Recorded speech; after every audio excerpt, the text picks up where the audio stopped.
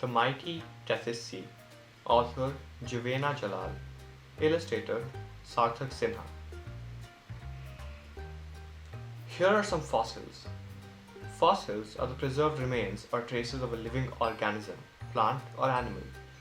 They tell us what life on Earth was like hundreds, thousands, or even millions of years ago.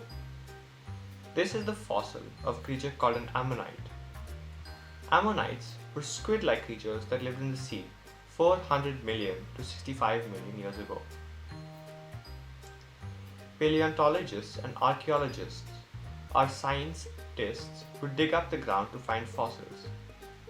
When they dug in the Himalayas, they found lots of ammonites. But how did the fossils of sea creatures end up on the tallest mountain in the world?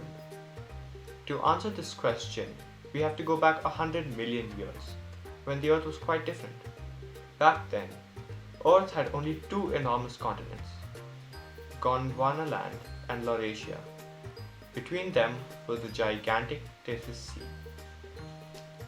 Just beneath the surface of the continents and the sea sits a layer of Earth called the outer crust. This outer crust is made of very large moving pieces called plates. Earth's plates are almost 100 kilometers thick and made of solid rock. But underneath is a layer of molten rock that allows the plates on top to move really slowly. As the plates moved, the two supercontinents began to break apart into smaller and smaller pieces. All of the pieces began moving, each off on its own journey. We will now follow the journey of two plates in particular. The Indian plate was a fast-moving plate. It moved closer and closer to the Eurasian plate until, bam, it collided right into it. This collision was so powerful that it caused the bed of the Tethys Sea to rise up, sea creatures and all, and form the Himalayas. How do we know all this? Well, remember the ammonites?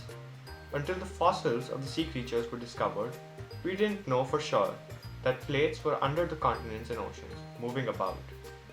And you know what? The plates are still there beneath our feet, moving very, very slowly. Except for when they move suddenly, which causes big earthquakes.